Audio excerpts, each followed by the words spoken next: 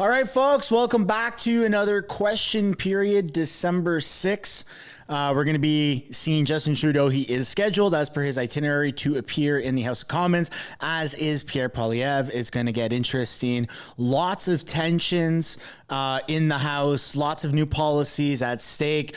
Going after the carbon tax, of course, is going to be one of the major ones, especially now that everyone pretty much across Canada has to turn on their home heating. And I think that they're going to see a lot of the Liberals talk about climate change and yada, yada, yada. So before we begin, I just want to encourage everybody to smash that like button, subscribe if you haven't yet already, and please consider turning post notifications on so you can actually be notified of live streams and upcoming videos.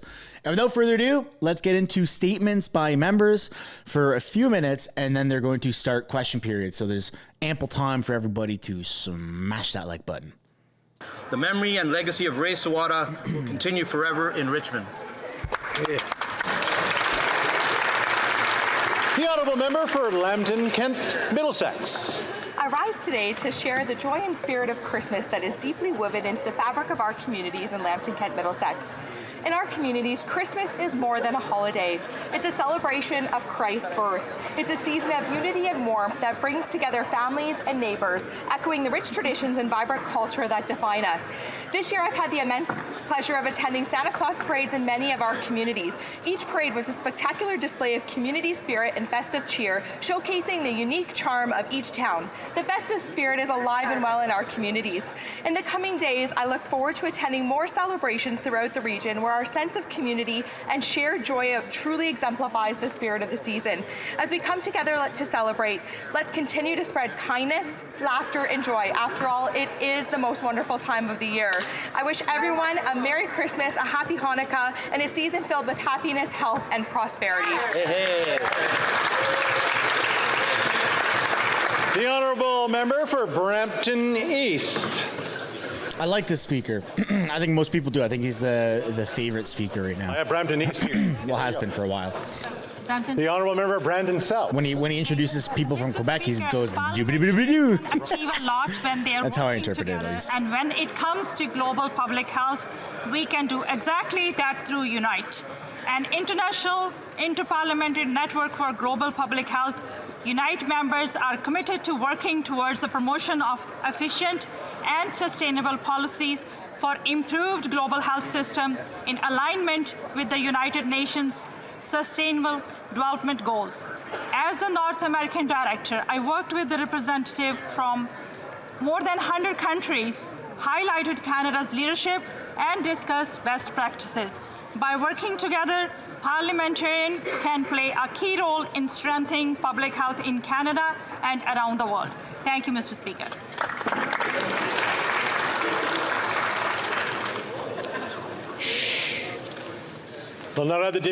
The Honourable Member for Salaberry-sur-Roi. Mr. Speaker, the commemoration of the Polytechnic massacre is a duty of remembrance out of respect for the victims. Let's try and get to like 200 likes or something, folks, before never happens again. before the end of statements by members. Of 14 women in 1989 at the hands of a fanatical misogynist. Every year we say never again. Is and yet, every year helps combat climate change by an ever-increasing number from what I hear. of feminicides. We have a duty to find a collective response to this trend.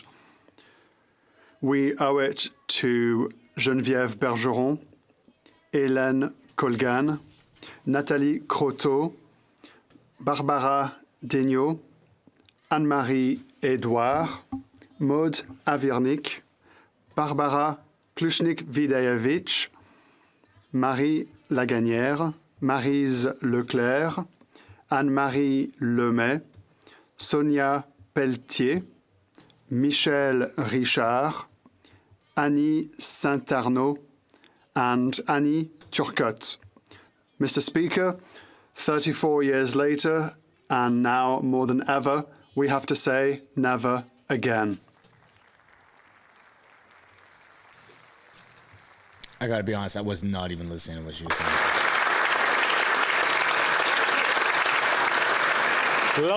The Honourable Member for Gatineau. Mr. Speaker, today marks the 25th anniversary of Loisirs Sport Outaouais.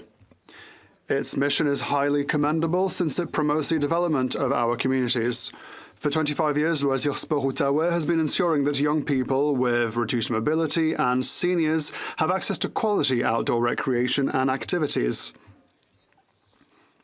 In this way, municipalities can offer the citizens dynamic living environments. I would like to extend my warmest thanks to the entire team for their commitment. And Mr. Speaker, I would like to commend the remarkable work of the Loisirs Sport Outaouais team and the participation of the Outaouais delegation in the Quebec Games. The young people of our region will treasure their memories. Happy 25th anniversary to Loisirs Sport Outaouais. Thank you, Mr. Speaker. The honourable member for Haliburton, Kawartha Lakes, Brock. Speaker, it's with great honour that I welcome the Congress of Aboriginal Peoples to Parliament Hill this week. The Congress of Aboriginal Peoples, or CAP, is one of 5 national Indigenous representative organizations that advocates for over 800,000 Métis, status and non-status, and Southern Inuit Indigenous people living off reserve in Canada. CAP National Chief Elmer St. Pierre emphasizes the pressing need for reconciliation to translate into action as critical issues affecting Indigenous peoples off reserve are often overlooked. CAP's dedication to raising concerns from housing to missing and murdered Indigenous women and girls, healthcare, and the over-incarceration of Indigenous individuals underscores the gravity of the challenges Indigenous peoples face daily. The reminder that the government must ensure equal opportunities and access to programs for all Indigenous peoples is a call for justice and inclusivity. After over 5 decades of advocacy, CAP remains steadfast in its commitment to Indigenous people and their needs. Welcome to Parliament Hill. The honourable member for Halifax. Mr. Speaker, today in my home city of Halifax, we pause for the acknowledgement of the 106th anniversary of the Halifax explosion. On December 6, 1917, as World War I raged on, the collision of SS Mont Blanc and SS Imo in Halifax Harbour resulted in the greatest human-made explosion to that point in history. 2,000 people were killed, 9,000 more were injured, hundreds of acres of our city were immediately erased, and our north end vanished from the map. In the immediate wake of the disaster, citizens rallied together. Neighbors became first responders, navigating the wreckage to aid those in need. This collective response showcased the strength and unity embedded in the fabric of Halifax as we know it today. Our journey from tragedy to triumph is not just a historical chapter that we acknowledge on this day once a year. Our ongoing resilience is a living testament to the enduring strength of our community forged on that day. Today in Halifax, we pay our respect to those lost by building a city that honors their memory.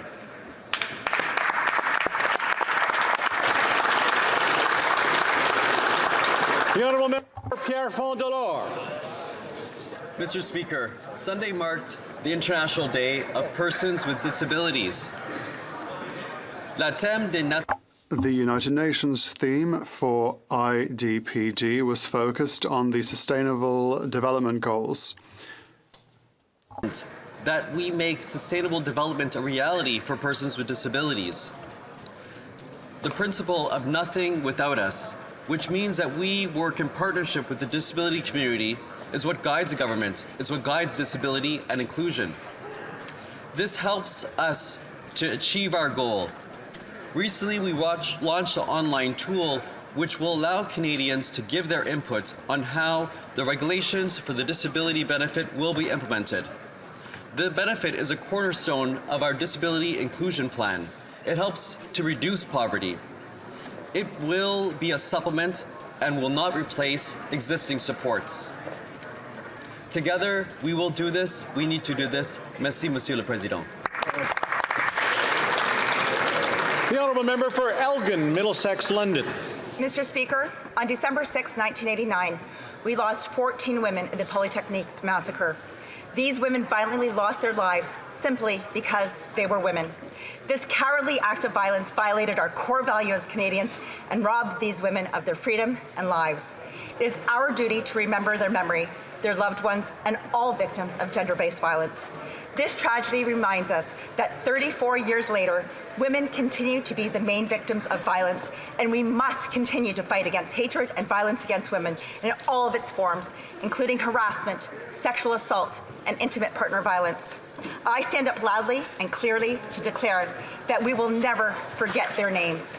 Geneviève Bergeron, Hélène Cognan, Nathalie Croteau, Barbara Degnaud, Anne-Marie Edouard, Maud Havernick, Barbara Kruznik-Vadajwik, Marcy Lagnier, Marcy Leclerc, Anne-Marie Lemay, Sonia Pelletier, Michelle Richard, Annie St. Laurent, and Annie Thurat. In their memory, we will continue to fight to end violence against women. Thank you, Mr. Speaker.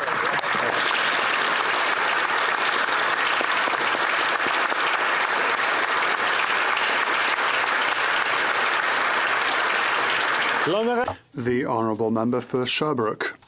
Thank you, Mr. Speaker. The attack on the École Polytechnique on the 6th of December 1989 remains a tragedy forever etched in our memory. 14 young women, intelligent and determined, killed simply because they were women. The pain, indignation, and comprehension are still with us today.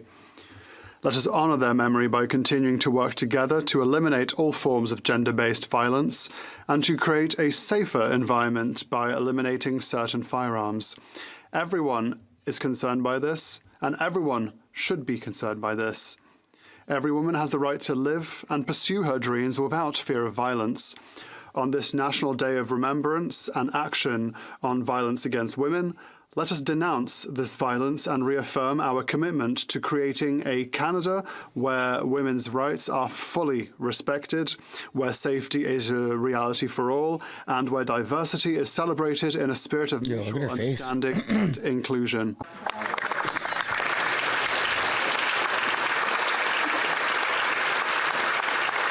People in the chat, what is a woman? The Honourable Member for St. Albert, Edmonton. Mr. Deputy Speaker, the Speaker has lost the moral authority to preside over this House. The role of Speaker requires impartiality and nonpartisanship. The Speaker betrayed the trust of this House when he gave greetings at the Ontario Liberal Convention. Yes. We do have a process in which we are following about this particular issue. Talk of the speaker in the chamber outside of within those rules cannot happen. So we cannot bring the question. Yo, Chris, calm down, bro. You're a conservative. So I apologize to the honourable member, but I'm going to have to call that out of order. Oh, it is what it is. The honourable member for Yorkton Melville. Now that the Environment Minister's job is on the line, Liberals are increasingly more desperate to kill the carbon tax carve-out in C234. Just in time for Christmas, this panicked Prime Minister ordered his hand-picked senators to exclude barn heating from any carbon tax relief in the bill. It's ideology above all else for this government. They would rather see millions of Canadians go hungry than provide farmers with carbon tax relief. Bill told me he paid $14,000 in carbon taxes this fall, and that in this environment of rising costs and declining revenues, it's a huge hit to his farm. This Prime Minister is not worth the cost. He's no siree. Grow the food, truckers who ship the food, and the stores that sell the food to everyday Canadians who are struggling to buy food. Liberals and their coalition allies are punishing Canadians by making everything more expensive. Enough is enough. Conservatives will grind their high tax agenda to a halt until this Prime Minister removes the carbon tax on farmers, families, and First Nations.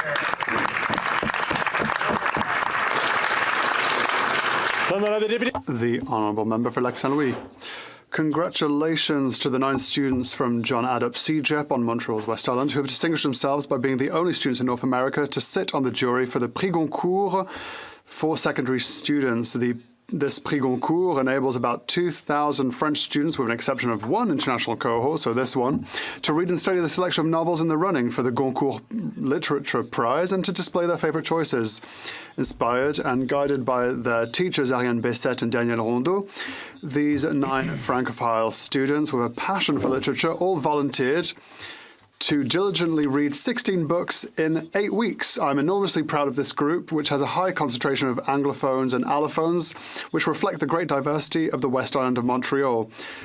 Congratulations to Alexa Bowers, Camila Michel, Contreras-Zarate, Anna Mullins, Nahid Zorosi, Stefania Pilicheva, Jeremy Plant, Sofia Q, Andreas Sanchez Bentiez, and Magali Shimotakahara. The honourable member for Churchill, Keewatin-Okaski. Mr. Speaker, the guns silenced, the bombs and missiles grounded, a ceasefire by any other name.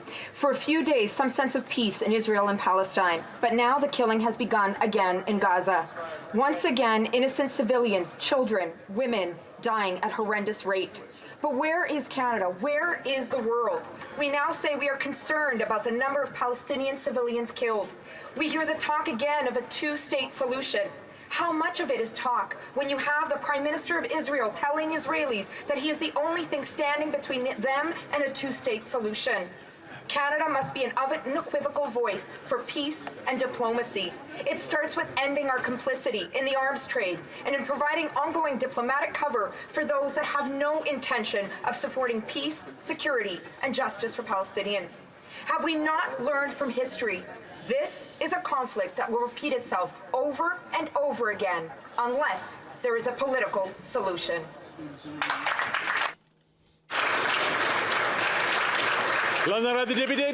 The Honourable Member for Terrebonne. Mr. Speaker, we are celebrating the 350th anniversary of the City of Terrebonne with a mandate of organising festivities. The 350th anniversary corporation has put on 9 signature events attended by nearly 100,000 people and supported by some 20 community projects.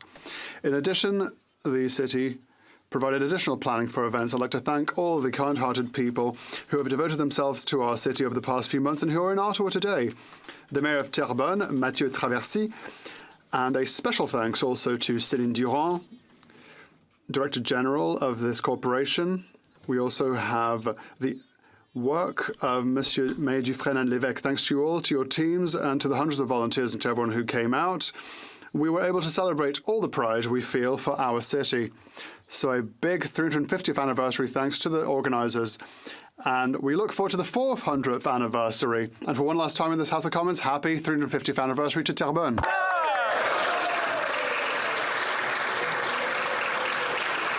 The honourable member for Oxford. Last night, the Liberal-appointed senators gutted Bill C-234, which will cost our farmers nearly $1 billion in carbon tax by 2030. Shame. Farmer Gord in Oxford paid $50,000 for the carbon tax just to run his farm. Thanks to the Liberals, it is now cheaper to buy Mexican asparagus shipped 38,000 kilometers away than it is to buy asparagus grown in Oxford. After 8 years of this Prime Minister, Canadians are struggling to put food on their tables. We are facing a cost of living crisis like never seen before, with tent cities popping across our communities and homelessness increasing. More and more hardworking Canadians are now relying on food banks. But instead of axing the carbon tax to lower food prices, this panicking Prime Minister spent the weekend begging his senators to kill this bill. Shame. The Liberal government has ruined Christmas for our families and our farmers. But Conservatives will stand up, fight back against this radical Liberal agenda, axe the tax, and make sure we provide relief to our farmers, families, and First Nations.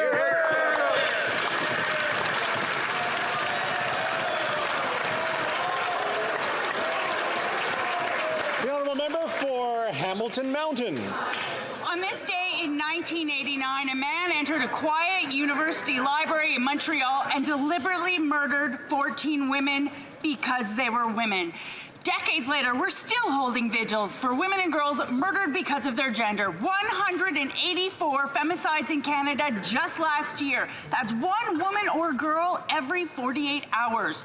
My city of Hamilton, like more than 40 other Canadian cities, has declared gender-based violence an epidemic. Not just physical violence, but psychological abuse and economic coercion. These affect a woman's ability to provide for herself, to care for her children, and lead to more homelessness among women. Women's shelters in Canada are overfull. Our government's National Action Plan to End Gender-Based Violence directly supports frontline organizations. We're making housing more affordable, and we're addressing mental health, and we're bringing men's voices into the solution because gender-based violence is not a woman's issue. Hear, hear.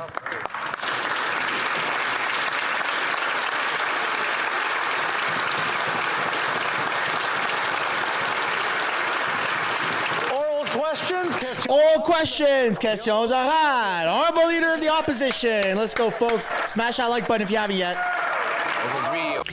Today, we honor the victims of the Polytechnique shooting, and we want to end violence against women. We also think about the people who cannot eat this Christmas.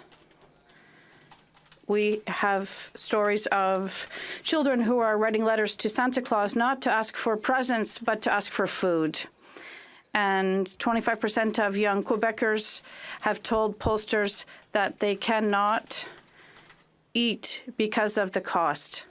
The Prime Minister, did he force his senators to keep the tax on food for Canadians? The Right Honourable Prime Minister. Mr. Speaker, today we honour the memory of 14 young women who were assassinated at Polytechnique School in Montreal, simply because they were women. We honour their memory, and we continue to fight against inequality and gender-based violence. We must all continue to pursue reform against assault-style weapons, including the fight against femicide. Tragedies like the one at Polytechnique should never occur again. Of the official opposition. This Prime Minister is not worth the cost of housing. He's doubled the cost of housing since he came to power. But yesterday, at the Senate, one of the senators asked the Speaker of the President of the Government Agency for Housing if there was a plan to add 4.5 million necessary units to make for affordable housing, and the answer was no. I'm not the one saying this. It's the President of the Federal Agency for Housing. When will the Prime Minister look at my documentary to find a common sense plan to eliminate tax and red tape to build houses? The Right Honourable Prime Minister. Mr. Speaker, Canadians see very clearly the hashtags and YouTube trends from the Conservative Party. They've never seen a social program that he did not want to get rid of, and there would have been no funding during the pandemic. There would have been nothing to stabilize grocery prices. There's nothing to fight against climate change under them. They think that Canadians will be fooled, but we know who this leader is truly. The Honourable Leader of the Official Opposition. What Canadians know is that the Prime Minister has doubled housing costs, doubled the rent, doubled mortgage payments, doubled the needed down payment. After 8 years, Mr. Speaker, our housing costs have worsened at a greater rate than all but one OECD country. And yesterday, a senator asked the head of the Prime Minister's own housing agency if there is a federal government plan to eliminate the 3.5 million home deficit that we have in Canada. The answer? No. It's not me saying that. It's his own housing agency. So given that he doesn't have a plan, why doesn't he watch the common sense housing documentary I put forward so that he can see a common sense plan to cut bureaucracy and build homes? There you go. The Right Honourable Prime Minister. Mr. Speaker, it is shameful that the Conservative leader is exploiting the very real anxieties and fears of Canadians for clicks and views. This leader continues to demean as Soviet. He's going after his social media. Eh? That's pretty the funny. Niagara family's home a shack, and he keeps using homeless people as props. A responsible leader acts on the concerns of Canadians instead of exploiting them for political gain just so he can get his 15 minutes. Hear, hear. Buddy, you're the one who put the people on the streets. What are you talking about? Opposition. What is shameful is that this Prime Minister is causing homelessness in the country. He's caused a doubling of the number of people eating at a food bank in Toronto. I've seen the script, folks. A single mother in Sydney said, well, this month I had to choose between eating and having heat. My kids are getting fed, but my house is freezing. And the Prime Minister's solution is to quadruple the carbon tax on that single mother and on seniors. Mr. Speaker, we have a common sense Conservative bill to take the carbon tax off farmers and food. Why did the Prime Minister manipulate and intimidate Liberal senators into blocking that bill? Why does he want to tax food right before Christmas? Damn. Think of the single moms. Honourable Prime Minister. Struggling out there. All the intimidation and threats from the Conservatives towards parliamentarians on 234, it turns out the only farming the Conservative Party cares about is rage farming. Because all of this was just an attempt to fundraise off of the backs of farmers. Time and time again, the Conservative leader has shown that he wants to take Canadians back to the Stone Age instead of helping them get ahead. On this side of the House, the Liberal government will always be there to support farmers. The Honourable Leader of the Official Opposition. Mr. Speaker, as this Prime Minister raises taxes on food, brings back malnutrition, brings in record-smashing food bank use, the best he can come up with is a bunch of scripted talking points from junior staffers in the PMO. That is outrageous. Canadians are going hungry as Christmas is just around the corner, and a common-sense Conservative bill to take the tax off farmers and food could have helped solve the problem. Why did he manipulate and intimidate senators to keep the tax on the food and make our people go hungry right before Christmas? Damn.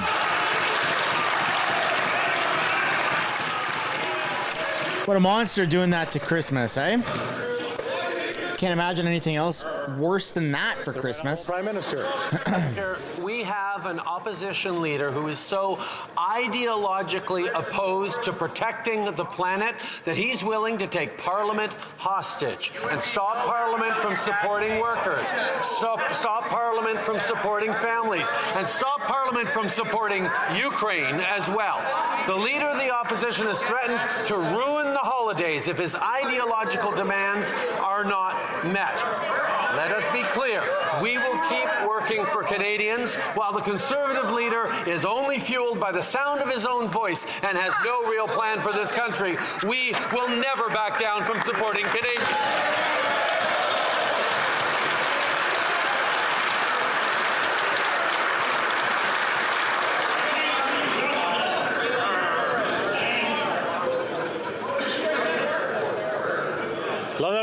The Honourable Member for Belleuil-Chambly. Mr. Speaker, while people who want to be Prime Minister and try to paralyze the Parliament, there's work to be done. For example, the government appointed Madame Catherine Tate as the interim CEO of CBC Radio Canada. Her mandate, fight against disinformation. Mr. Speaker, fighting against disinformation. How? By cutting jobs in French in the regions. Does the PM agree with me that Ms. Tate should explain to Parliament her surprising decision? The Right Honourable Prime Minister. Mr. Speaker, as a government, we have always supported CDUC Radio Canada and the services it provides in local communities across our country. One of the first measures that we took as a government was to cancel the Harper cuts to this public broadcaster, support local news and journalists during these tough times. And this is exactly the reason why we established C18. While the Leader of the Opposition celebrates these Canadians who are facing job cuts, we continue to support local journalists, local information across Canada. We're very open to work with the Bloc on this, as always. Thank you. The Honourable Member for Belleuil-Chambly. I hope we will not conclude that Liberal cuts are better than those from the Conservative Party. Radio Canada is consulted by more people in Canadian than CBC. Radio Canada generates more publicity, advertising income than CBC. In fact, French Radio Canada subsidizes English services at CBC. Yet Ms. Tate is asking French Radio Canada to accept half of the cuts she's asking for on the back of French and on the back of the regions. should the Prime Minister himself not call Ms. Kate to appear before parliamentarians to explain herself? Francophone members at the House of Commons, the Right Honourable Prime Minister, Mr. Speaker, like the leader of the Bloc knows very well, will always be here to defend both official languages in Canada, and we will look at the protection of French in particular, including in Quebec. CDC Radio Canada has an important mandate, and we are concerned by the situation all our media stations are facing with digitalization and online services and attacks from the Conservatives against the media, particularly at CBC Radio Canada. And we'll always be here to defend journalists who are... Yeah, especially because they only have your back. They're the only ones. 3 women in London have been killed by their male partners over the past year. And our women's shelters are doing everything they can, but they just can't keep up. Anova's women's shelter had to turn people away 2,400 times this year. This is an epidemic. But what are the Liberals doing? Cutting funding to women's shelters when they need them the most. When will the Prime Minister reverse his $150 million cut to women's shelters? The Right Honourable Prime Minister. Mr. Speaker, today and every day we reinforce that everyone has the right to live free from violence. We've made historic investments, including unprecedented investments during the pandemic to support shelters, and we're taking real action to end gender-based violence in our communities. We're also working with provinces and territories to develop a national action plan to prevent gender-based violence and support survivors. We know there is an urgent need for more action, and we will not stop until gender-based violence comes to an end. Hear, hear. The Honourable Member for Nunavut. Indigenous women and their children are forced to live in violent situations because of the lack of adequate housing. The Liberals are actively keeping Indigenous peoples marginalized by delaying the release of housing investments promised. The NDP fought to secure $4 billion to help build homes Indigenous peoples need. But the Liberals keep delaying these investments, keeping Indigenous peoples out in the cold. When will this government help Indigenous communities get the homes they so desperately need? Hear, hear. The Right Honourable Prime Minister. Mr. Speaker, we are taking action to address housing gaps in Indigenous communities swiftly, effectively, and in equal partnership. Budget 2023 included an additional investment of $4 billion in the Indigenous housing strategy on top of the $6.7 billion since 2015. In fact, since 2016, we've supported the construction and renovation of over 30,000 homes in First Nations communities, and we continue to work with First Nations partners to co-develop 10-year housing infrastructure strategy. We will continue working with First Nations, Inuit, and Métis, along with all levels of government, to co-develop and implement community-based housing solutions because they are desperately needed. The Honourable Member for Thornhill. A desperate and panicking Prime Minister spent the weekend calling Liberal senators, pleading with them to keep the carbon tax on farmers. Our common sense plan will take the tax off of the people who grow the food, ship the food, and as a result, Canadians who buy the food. Yesterday, he got his Christmas wish. Liberal senators gutted Bill C-234, a move that will keep food prices high while Canadians visit food banks in record numbers. So will he finally listen to the outcry? Will he listen to anyone but his globe-trotting activist environment minister and take the tax off so people can put food on their table this Christmas? The Honourable Parliamentary Secretary to the Government House. Well, we'll try it. The Honourable Parliamentary Secretary to the Minister of Environment and Climate Change.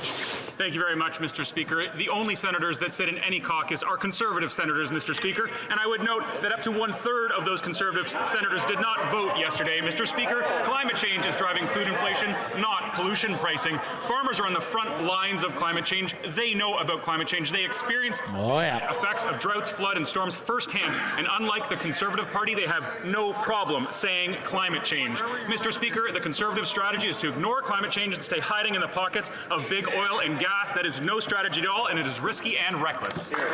The Honourable Member for Thornhill. Mr. Speaker, every single senator who voted voted against this bill was a Liberal senator. The Prime Minister's carbon tax has already ruined Christmas for millions of Canadian families. So Conservatives are going to ruin Christmas vacation for this Prime Minister and his Liberal MPs. We will stay here as long as it takes to force them to axe the tax so the Canadians can afford gas, groceries, and home heating. So, Mr. Speaker, how long are we going to be here? Is it 1 week? Is it 2 weeks? Is it 3 weeks until this Prime Minister finally relents and cancels his carbon tax on farmers, on families, and on First Nations? The Honourable Government House Leader.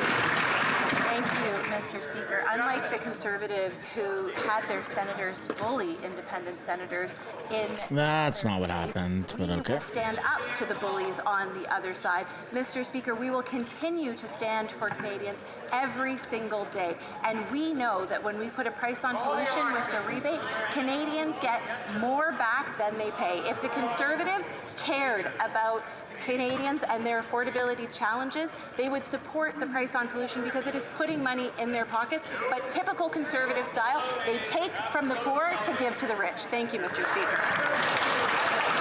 The Honourable Member for Sarnia-Lambton. Well, Mr. Speaker, this weekend it was the Prime Minister that was bullying the senators, calling them up and telling them to kill Bill C-234, a common sense bill to help farmers and families. And the Senate, you know, they listened to him. They gutted the bill, okay? But people are suffering. People are hungry. The food bank use in my riding is up over 100%. So will the Prime Minister finally listen to Canadians and take the carbon tax off farmers, First Nations, and families?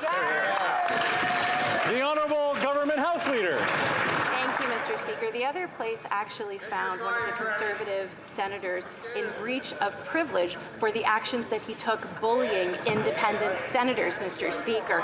That member should be cognizant of the fact that independent senators can make their own decisions. Mr. Speaker, when it comes to supporting Canadians, this government has been there the entire time, whether it was through supporting millions of Canadians through the pandemic, whether it's supporting them through the social safety net that the Conservatives are looking to gut with their cuts. Mr. Speaker, in typical Conservative fashion, they're looking to take from the poor and give to the rich. Thank you, Mr. Speaker. The Honourable Member for... I don't view it that way at all. Mr. Speaker, it's this Liberal government that's trying to make everybody poor.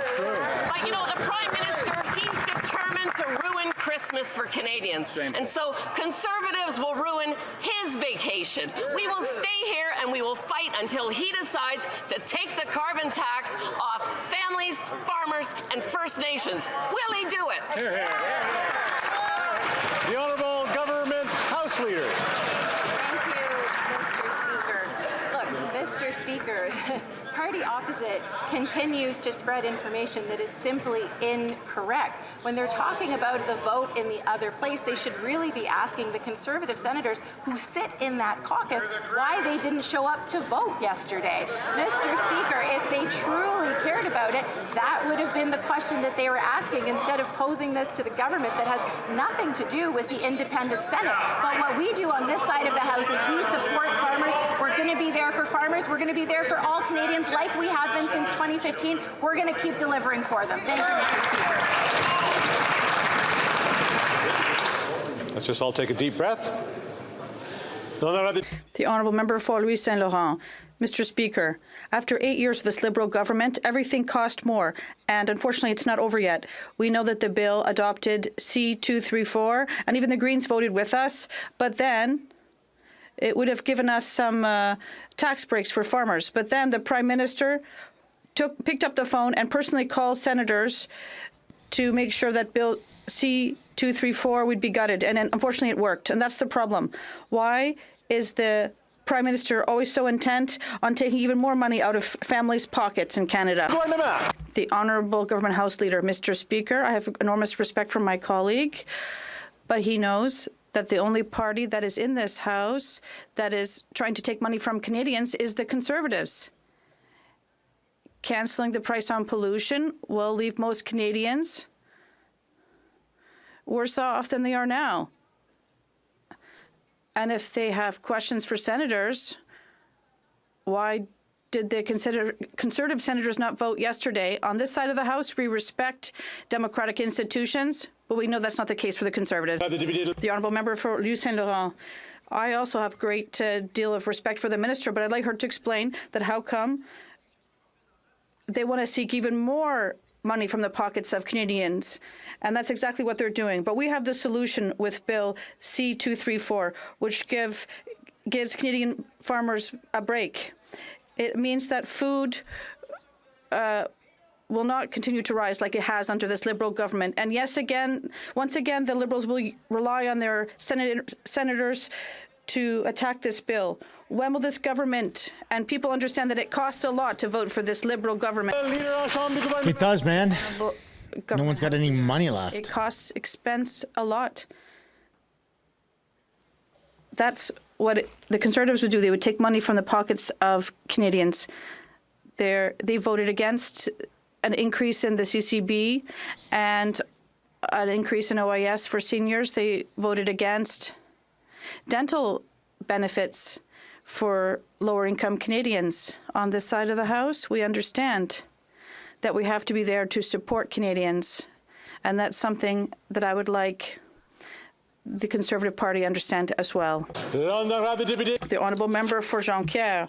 Mr. Speaker, the number to retain this reminder, everyone, smash that like button if you haven't yet. 2,000 is the number of meetings the Liberals have held with fossil fuel lobbyists since last year. 2,000 meetings in 2 years with oil companies. We know that numbers don't lie. And when a Liberal gives you a choice between listening to what he's saying and looking at the numbers, do like me and choose the numbers. Look at the numbers. The Liberals tell us day after day that they agree, but I have a simple question for them. Do they realize that the numbers suggest that they're leaning towards black oil? The Honourable Minister of Natural Resources. Thank you, Mr. Speaker. It's important to have meetings with all stakeholders in the economy. Yes, it includes the oil sector, but also environmentalist groups. 2 weeks ago, I had a meeting with environmental defense, with many green groups, to have conversations that are very important. The honourable member for Repentigny.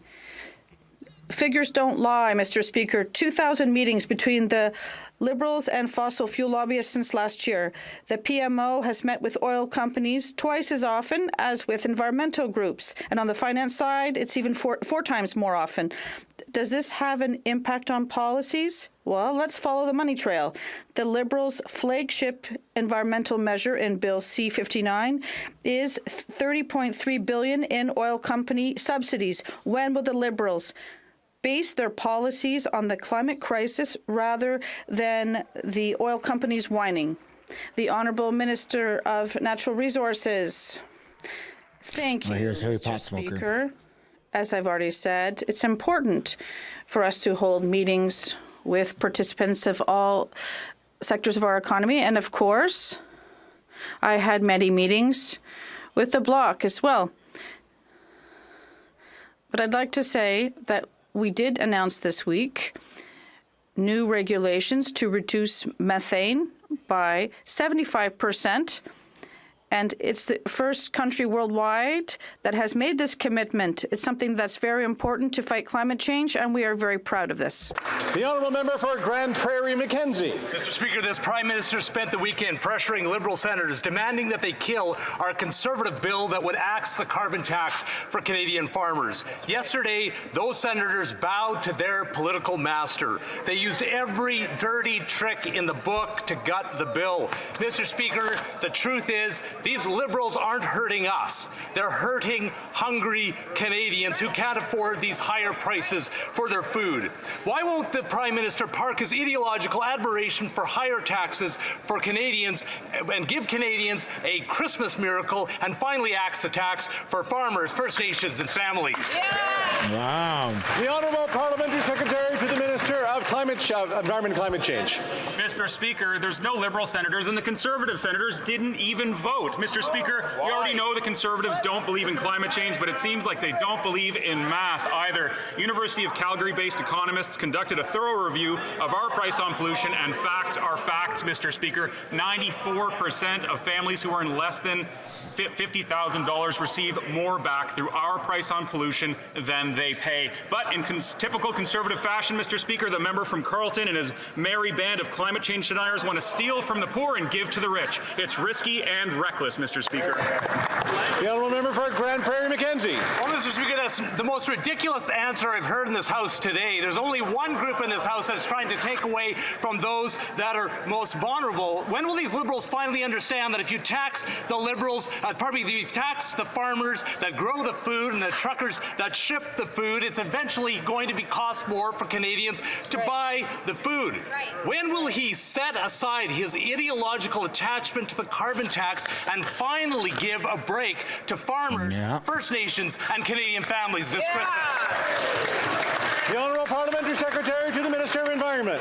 Thank you, Mr. Speaker. Farmers are on the front lines of the climate crisis. They are the first to feel the effects of floods and droughts. And, Mr. Speaker, wheat yields are down 20% in 2023. Why is that, Mr. Speaker? It's climate change. Yet, unlike these Conservatives, farmers have no problem identifying climate change as the culprit for the reduction in their yields, Mr. Speaker. Right. Speaking of wheat, if the Conservatives really want to support food security, then they should support the breadbasket of Europe, Mr. Speaker. That's Ukraine. Ukraine says they need assistance in strengthening economic resilience, yet they voted against the Canada-Ukraine Free Trade Agreement. I'd urge them to reconsider that shameful vote in third reading. The honourable member for Battle River Crowfoot. Mr. Speaker, yesterday Liberal-appointed senators voted to gut common-sense Conservative Bill C-234, an action that betrays farmers. For the last decade, this PM has repeatedly made the claim that the Senate and those he appoints to it are independent, yet this weekend proved otherwise. He and his socialist environment minister were busy employing a campaign of bullying and pressure to force his senators to kill this needed carbon tax carve-out. The carbon tax is punishing the farmers who produce the food and the folks that need it. Will this Prime Minister finally just listen to Canadians and axe his carbon tax? In a perfect world, right? Minister of Agriculture. Mr. Speaker, I think my honourable colleague is well aware the other place makes a decision on their own. We do not. The Conservative Party of Canada has senators in their caucus. The Conservative Party of Canada does not have a policy or a plan for the environment. But I can assure my honourable colleague that we do have a plan for the environment, and that's why we're able to make an investment of $1.5 billion to help farmers, processors reduce their environmental footprint. Mr. Speaker, we have and will continue to support our farmers and ranchers in this country. I just want to say, I mean, as I said, the Honourable Minister sits right here. I can barely hear him. So let's try to keep the sound down a little bit. The Honourable Member for Battle River Crowfoot. Mr. Speaker, I know for a fact that farmers are asking that minister to axe the carbon tax. That PM promised that the Senate would be independent, but the actions this past week proved that that is a complete farce. We know he bullied his senators. The PM himself was on the phone over the weekend telling them they had to gut Bill C-234. The Prime Minister lied, and his minions continue to lie about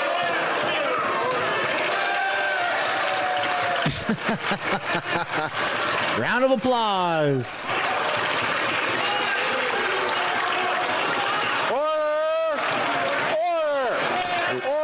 Oh. Order. At least when he gets heated, he's like holding back a laugh. The honourable member who got here at the same time I did knows full well that you can't use that word. I would say the honourable member should retract that and apologize. The honourable member of Battle River Crowfoot. Mr. Speaker, I will not apologize to that Prime Minister when he continues to lie. Oh, he's going to get kicked out. I'm asking the honourable member to apologize for the second time and retract that word. The honourable member knows Don't do it. well. Don't do it. Not use that word. Go down on your sword. Chamber. So this is the last opportunity. The honourable member of Battle River Crowfoot, will you be retracting that? It's the truth. It's the truth. Ah! He's got to kick him out. I will not apologize to the Prime Minister, Mr. Speaker. Mr. Keurig, would you mind leaving us today? Conservatives, man! Drop a W, everybody! Drop a W in the chat. You cannot silence the truth. You cannot buy the truth. You cannot extort people. So let me fill this. I have to name you for the disregarding the authority of the chair. Pursuant to the authority granted by me, Standing Order 11, I order you to withdraw. Drop a W, folks! This sitting day. Woo! Leave. I'm just gonna. You cannot extort people. You cannot buy people. You cannot silence the truth. And you can't handle the truth. Port Moody Coquitlam.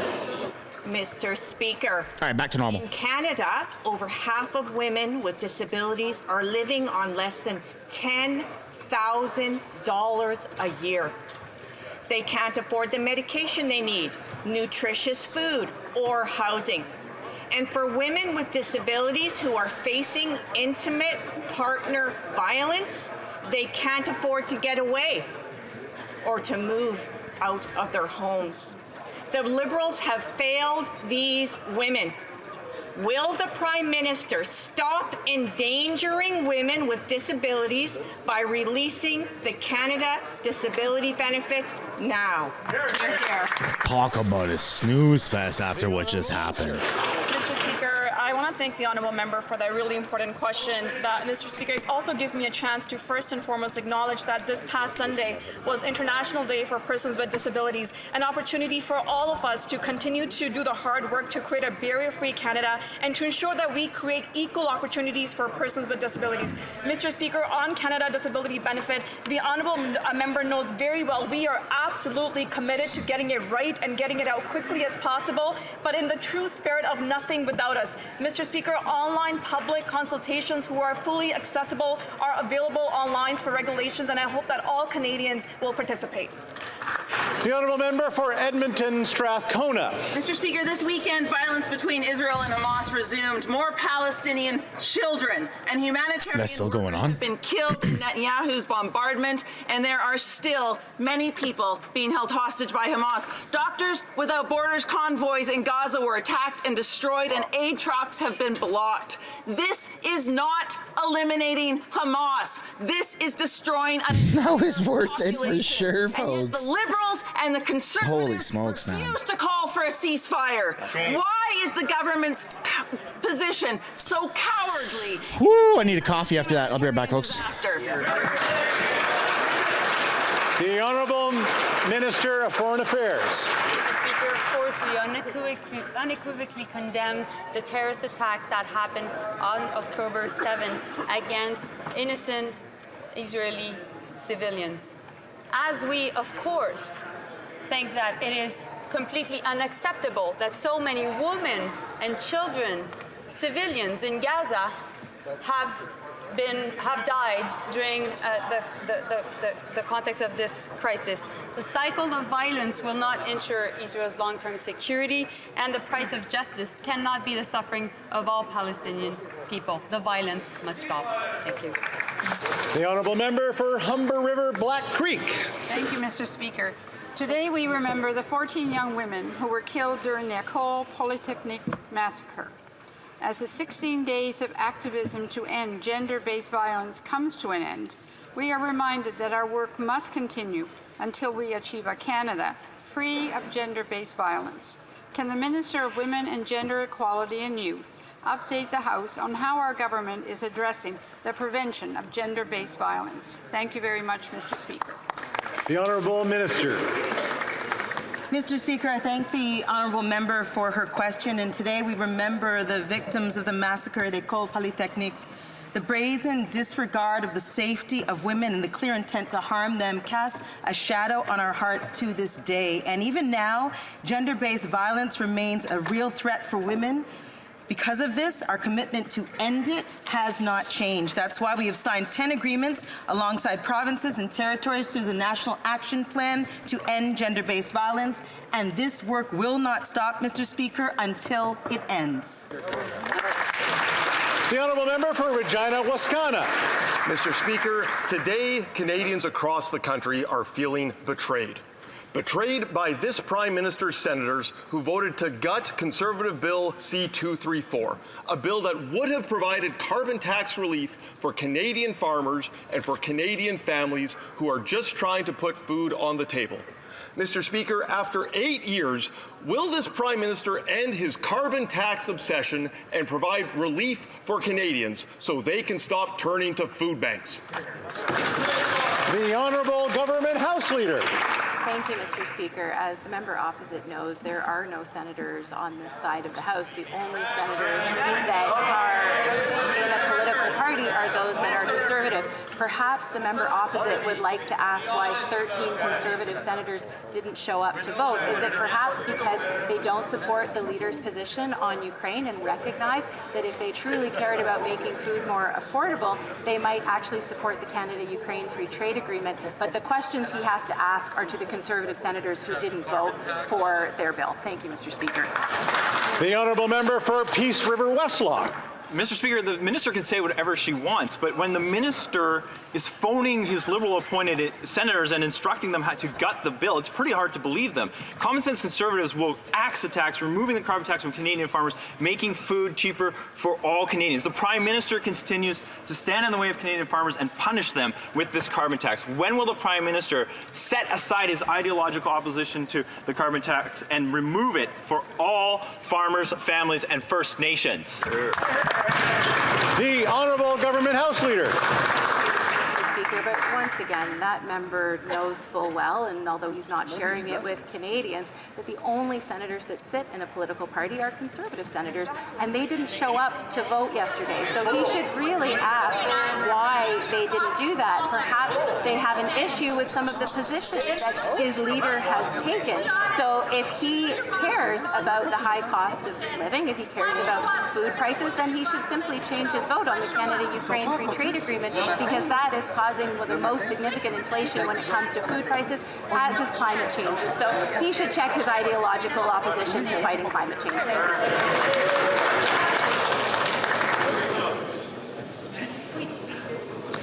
you. L'honorable député de Beauce. The honourable member for Beauce. Mr. Speaker, this desperate, panicking Prime Minister spent his weekend calling senators, begging them to kill Bill C-234. And yesterday, unsurprisingly, the Senate voted for an amendment that would empty Bill C-234 of all substance. That would keep food at an exorbitant price. At a time when Canadians are struggling, will this Prime Minister finally stop trying to radically increase the carbon tax on farmers and families? Finally. The Honourable Minister of Transport, where was this member when there were forest fires and floods this summer, when people had to leave their homes? Where was he when it came time to see the impact of climate change on people, on farmers?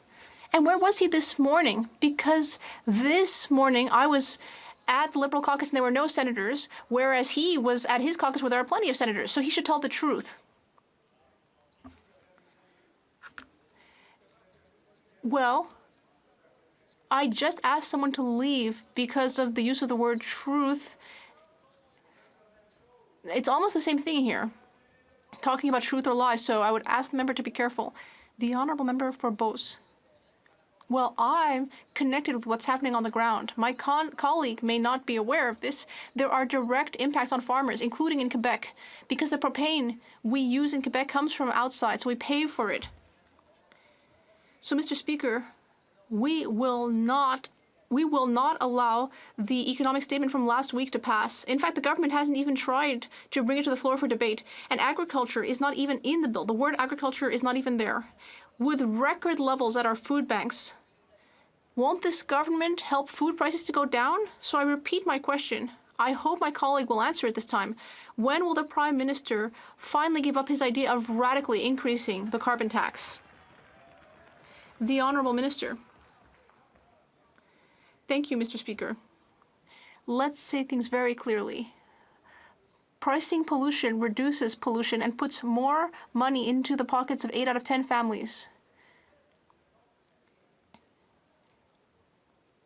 Now, in terms of the number of families in Beauce receiving the child care benefit, well, it's 9 out of 10 families in that riding. They're receiving the Canada Child Benefit.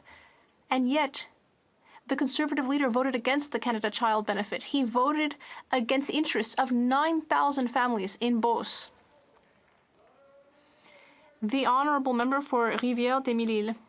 Thank you, Mr. Speaker. We now know that it was the Prime Minister who interfered with the public competition for the Afghanistan Mission Monument.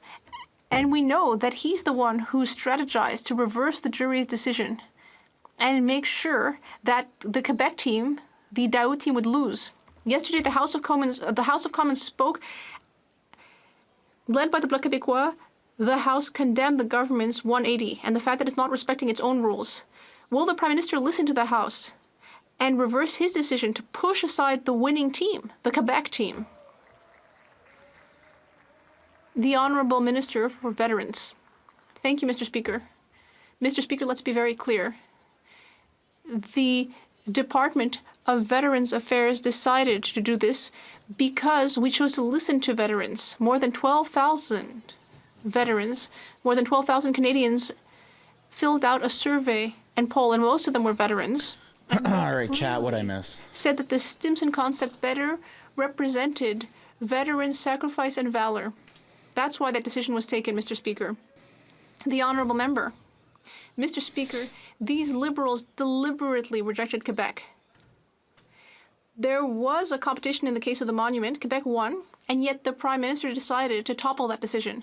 So Quebec was pushed aside. Now, in the Boeing against Bombardier file, the Liberals didn't even leave it to chance. They didn't even offer a bid for tender, so there was no chance for Quebec to win. But the result was the same in both cases. In both cases, the Liberals strategized to push aside Quebec and make it lose a federal contract. Why? The Honourable Minister of Veterans Affairs. Let's be very clear, Mr. Speaker. The Department of Veterans Affairs ultimately chose the Stimson's concept. We listened to veterans. We created a survey. Thousands of Canadians answered the survey. Most of them were veterans. Mr. Speaker, I just don't understand why my honourable colleague doesn't want to listen to veterans. Because once again, there's the one who made the ultimate sacrifice in the Afghanistan mission. Honourable Member for Calgary Rocky Ridge. Well, after 8 years of this NDP Liberal government, Canadians know the Prime Minister is not worth the cost. He spent the weekend making desperate and panic-stricken phone calls to senators, pleading with them to kill Bill C-234. And yesterday, that's exactly what they did when they voted to gut the bill and keep food prices high for struggling Canadians. When will the Prime Minister listen to Canadians, take the carbon tax off farmers, First Nations, and families that just want to heat their homes? Hear, hear. The Honourable Parliamentary Secretary to the Minister of Environment. Thank you very much, Mr. Speaker. We don't need Conservatives to tell us how to help farmers, Mr. Speaker. Farmers are the most impacted by climate change. The last season was one of the worst, with 20% lower wheat yields in the prairies, Mr. Speaker, and the culprit was a hotter season.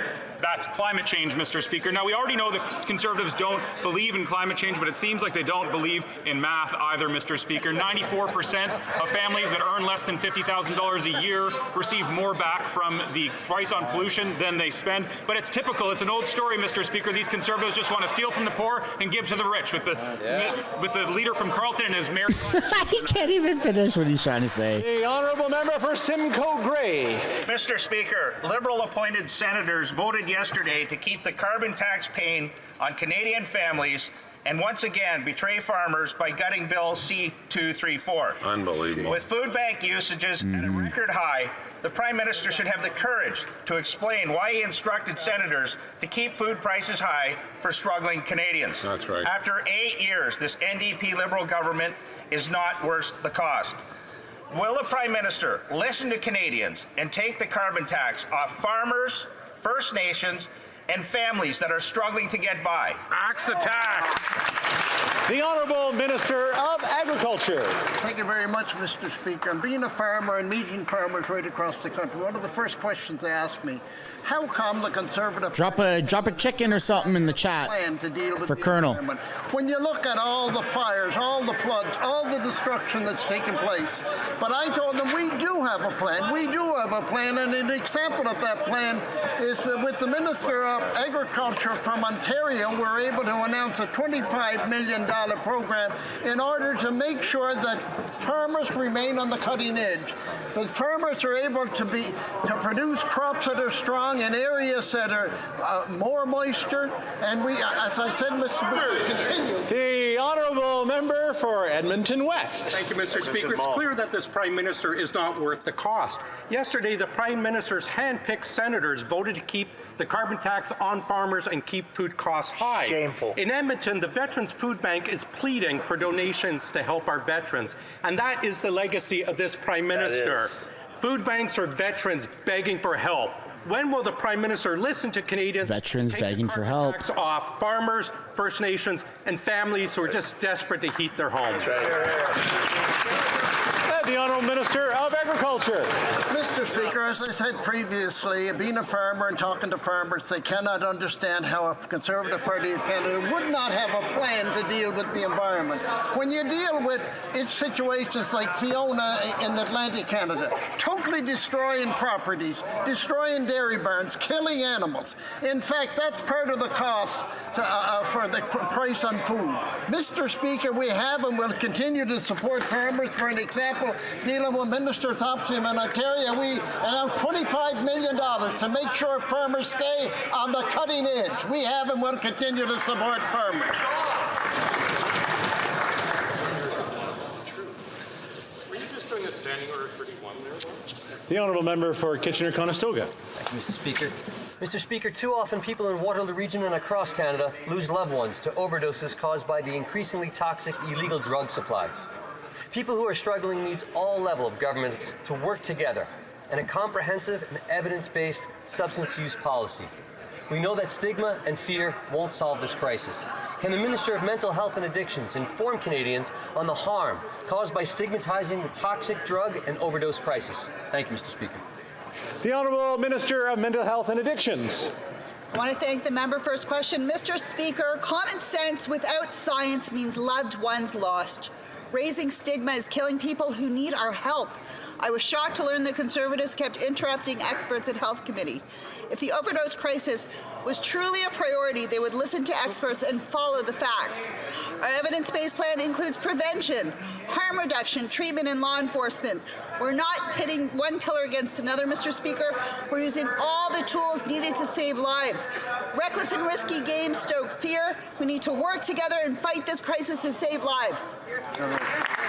The Honourable Member for Moose Jaw, Lake Centre, Lanigan.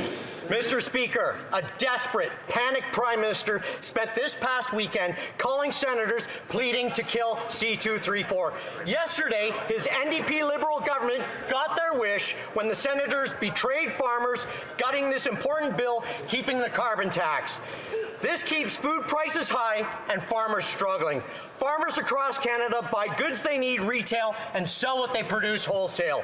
Mr. Speaker, after 8 long years, farmers know this Prime Minister is just not worth the cost. If he won't help our farmers, when will he get out of the way so a Conservative government can? The Honourable Minister of Justice. Mr. Speaker, when I hear from everyday Canadians about affordability, when I hear from people like Lindsay in my riding, when I hear from former classmates like Stephanie, what they say to me is that the cost of food is going up, but they understand it's a complex problem. Climate change feeds into the cost of food. Things like instability overseas in Europe and an illegal war in Ukraine affect the price of food. Ergo, we just wonder about the sincerity of the party opposite when they vote against instrumental measures like affordability piece of legislation or legislation that will assist Ukraine and stop that illegal war. The Honourable Member for Medicine Hat, Cardston Warner. Thank you, Mr. Speaker. If you ate today, thank a farmer. If you couldn't afford to eat today, thank these Liberals. Right. Our farmers spend days working hard to ensure that Canadians have enough food. the NDP Liberal government spends their days developing new ways to tax Canadians and drive up costs. The Conservatives proposed Bill C-234 to take the carbon tax off farmers, but this piece of work Prime Minister has pressured his appointed senators to block this bill. Careful, don't get kicked out. Will the Prime Minister finally get his hands out of the pockets of farmers, families, and First Nations and axe the carbon tax? The Honourable Minister of Natural Resources. Thank you, Mr. Speaker. I think it's time that the Conservative Party stopped misleading Canadians with respect to these issues. I certainly would invite them to read the article that the University of Calgary economist Trevor Toon put out yesterday, which basically showed that 95% of Canadians on low and moderate incomes get more money back. Rather than talking about axe the tax, they should be talking about axe the rebate and taking money out of the pockets of hard-working Canadians. Only got a few more to go, folks. The Honourable Member for Montmagny, Lillette, Kamouraska. The Honourable Member for Montmagny, Lillette, Kamouraska, Rivière-du-Loup. Mr. Speaker, farmers wanted a break on the carbon tax, but unfortunately the Senate voted for an amendment that empties Bill C-234 of all substance. Food prices will remain very high at a time when Canadians are struggling. And we certainly can't count on the costly Bloc Liberal coalition to help them. Will the Prime Minister finally abandon his plan to increase the carbon tax on farmers and families? They just can't take it anymore, Mr. Speaker. The Honourable Minister of Transport. Mr. Speaker, I'm trying to understand the Conservatives' obsession with undermining the fight against climate change. I just don't understand. And they don't even seem to recognize the existence of climate change, and they're doing everything to avoid doing something about it. Earlier, they were asking us to speak with our senators, and they asked us to stop speaking with them. We don't even have any senators. They have plenty of senators. They should talk to their senators. Their senators didn't even show up to vote. They should fix their own problem. Sudbury. The Honourable Member for Sudbury. Mr. Speaker, today we remember the 14 young women who were killed during the École Polytechnique massacre. We must continue to work hard to end gender-based violence in Canada. Could the Minister for Women and Gender Equality update the House on the work our government is doing to ensure that a senseless massacre like this never happens again? The Honourable Minister. I'd like to thank the Honourable Member for her question. Mr. Speaker, today we are taking time to remember the mothers, sisters, daughters from throughout the country who have been taken from us due to this senseless and avoidable violence. Gender-based violence must and shall not be tolerated in Canada. Our government will fight to end gender-based violence. We need firearms control legislation and a national action plan to end gender-based violence. The Honourable Member for Churchill, Kiwatinookaski. Mr. Speaker, this past summer was the worst wildfire season in Canada's history. Indigenous communities are on the front lines of the climate crisis and are disproportionately paying the price. Yet Liberals are investing less than a third of all emergency preparedness money in prevention, choosing to be reactive. First Nations like Bloodvein, that's been evacuated because of wildfires, does not have a fire truck to this day. The AFN is asking for $30 billion in mitigation. The Liberal spending on mitigation is a drop in the bucket. Why are the Liberals pretending this reality is acceptable for First Nations and Indigenous communities facing the climate crisis? The Honourable Minister. Dealing with significant wildfire season because of climate change. Oh my God, dude! Being the most vulnerable, especially when it comes to our Indigenous communities. It's just like every time I've gone to visit, monotone. I do meet with the Indigenous communities. One of the things that we are looking at is making sure that we use their knowledge in terms of mitigation and making sure that we have the appropriate response for us. We are going to get this right, Mr. Speaker, to making sure that the Indigenous have the support to actually support us in the wildfire response. Thank you. And the Honourable Member for Kitchener Centre. Mr. Speaker, Sudanese Canadians have been advocating since April for this government's definition of immediate family member to include siblings, parents, and grandparents amidst escalating violence and reports of ethnic cleansing in Sudan. Now, Canadians with family in Gaza are living this same horror. While I appreciate the minister has rightfully admitted at committee that the definition probably should be expanded, nothing has yet changed. When will the minister fix this definition so that Sudanese and Palestinian Canadians can bring their family to safety? The Honourable Well, that's the last answer. Thank you, Mr. Speaker, and I can't stress more to members of the House how difficult it is actually to get people out of Gaza in a war zone faced with a humanitarian disaster. Our priority remains permanent residents and Canadian families. We are looking at options to expand that to make sure that people connected to Canada can be afforded a safe haven. But again, this is work in progress, and it is extremely difficult to get people out at this time, but we will continue to work hard to do so. Thank you. And that's all. All right, folks, that's where it ends. I will see you all same time tomorrow. Don't forget to like and subscribe if you haven't yet already. Bye for now.